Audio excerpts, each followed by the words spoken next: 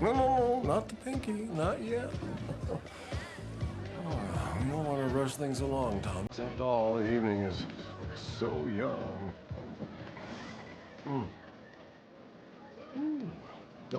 Don't hog the beauty. No. Mr. Cortland. So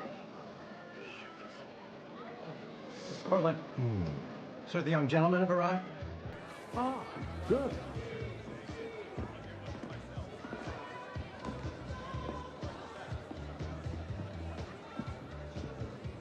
Well done. Thanks.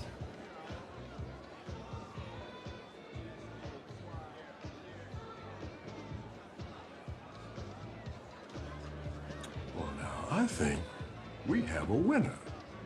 Young man, I have a job for you.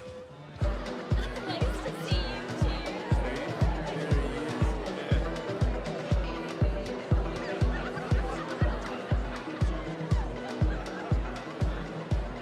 Is that really you?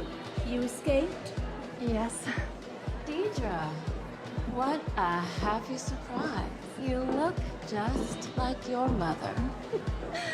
All grown up. Thank you.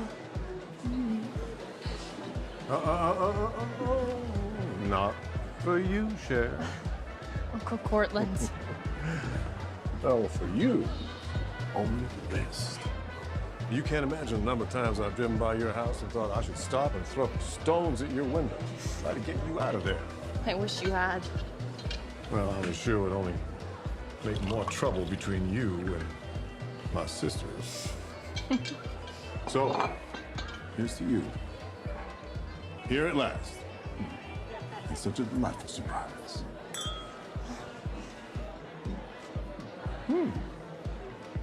I am so glad you're wearing this.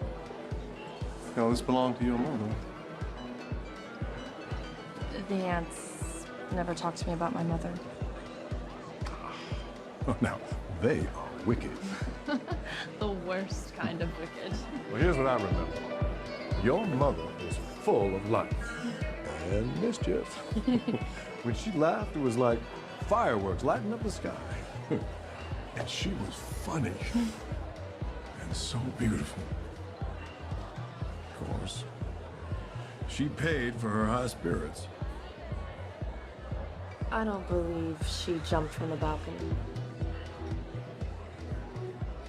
You might be right. But I want you to promise me you'll be careful. Hi. I'm Patrick. My friend from the other room dared me to ask you to dance. Sure, go ahead. Dance, have fun. That's what we're here for, isn't it? Go on.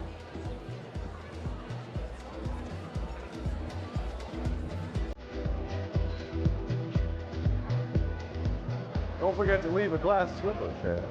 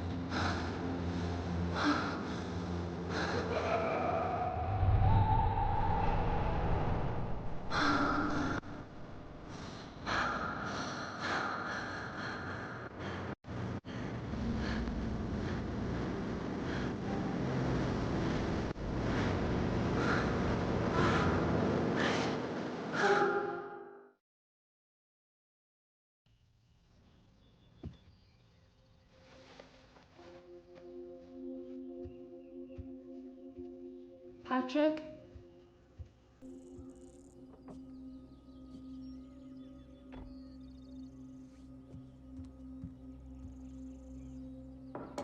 Miss Mayfair, your aunt is here. She's insisting you come downstairs right away.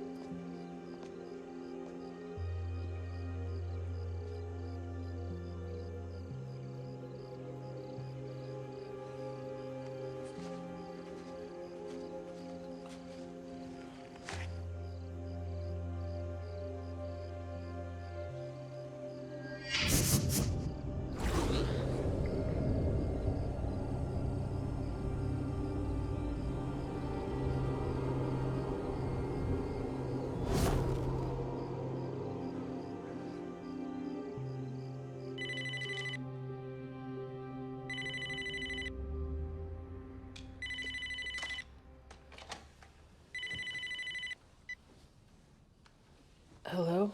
This is Cyprian Grieve. I'm the agent in charge of your daughter's file.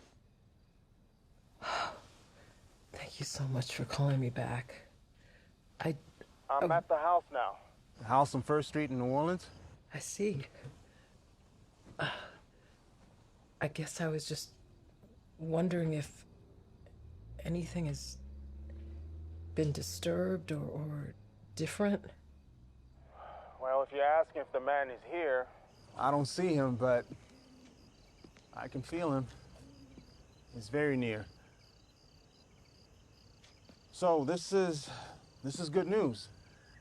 He's here, your daughter's there, 2,000 miles between them, so you can breathe a little easier, right? For now. But time is running out for me. I need to know what's gonna happen the next time you call me and no one answers. I need to know who is going to keep my daughter safe, Mr. Grieve. I will.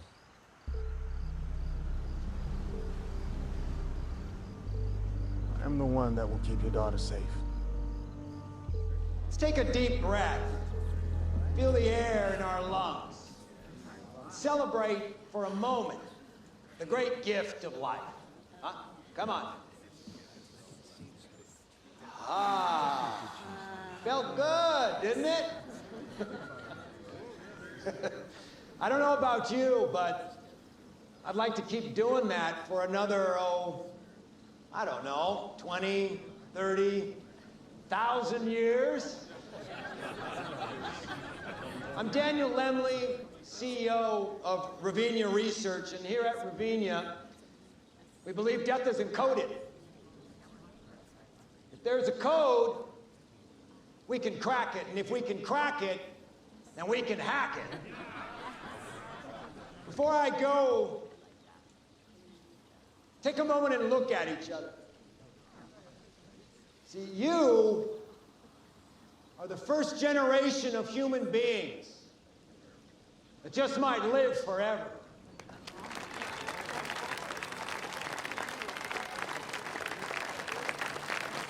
You like my speech? I did. I hadn't put together that the position I applied for is part of longevity research. Oh, you could see the overlap, of course. You cure cellular malfunctions in humans, and you've eliminated almost all the reasons we croak. I did wonder, though, why does a hotshot neurosurgeon who studied microscopy and gene sequencing end up looking for a research gig here? Then I learned about your mother. I make calls for all prospective hires. It's okay. Of course you want your mother in one of our trials. I get it. When I first got to Ravinia, I put my wife on the board and all hell broke loose. I mean, other board members screeching about nepotism, she wasn't qualified, no added value, I mean, on and on. What did I say back to them? Fuck off. Well, I do want my mother in the trial. I think she's a suitable candidate, and I don't think that there's anything wrong with being personally motivated to want a job. And I think it'll make me work harder. My point exactly. Which means my hunch about you is right. Now, come downstairs and I can show you where you'll be working. Wait, so I got the job? Come on. The hours will be long, and I need to know how that's gonna fly with the husband, boyfriend, kids. None of the above. All right, check it out. It's a Rodin. Got a great deal at a private auction. Do you like modern art? You know, Judy Chicago has some kind of performance piece at the DeYoung tonight. My wife's busy, and I have an extra ticket. I can't tonight, but I'll get in touch with HR to get my paperwork started, and I have all my mom's records. The tough thing with the trial is we only have so much room, of course. I'll have to rejigger things to get your mom in, which I'm happy to do.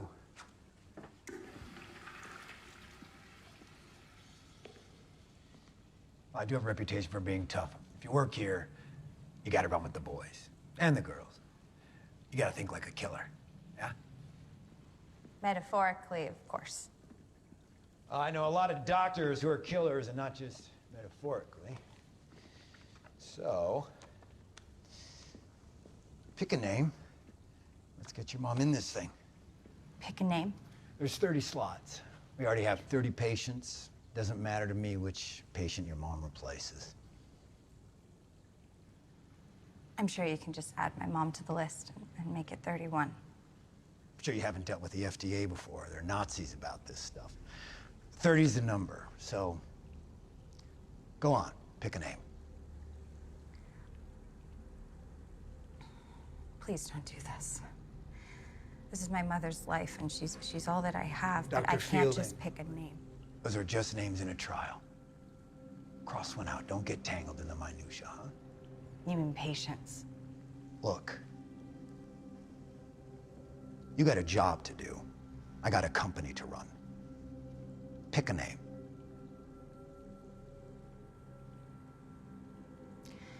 If my mother saw me pick a name, she would drop dead on the spot way before the cancer could kill her. I can't pick a name. Don't tell me my hunch about you is wrong. I hate being wrong. Because someone like you is never really wrong, are they? After all, you're so powerful. You're so special. All right. Maybe, maybe you don't get what we're doing here. I know what I'm doing here. I'm pretending that I find you interesting. Pretending that I think you're smarter than me. Pretending that I admire you, but I don't admire you. In fact, I see through you to this small, needy man-child with the raging ego. The dupe who overpays for a fake Rodin. The bully who can only feel good about himself if everybody else is minutia. You think that you should live forever. Why? So that you can piss in front of more women or play God with cancer patients' lives? Or maybe you think that you should never die simply because you're such a dazzling gift to the world, so busy changing it.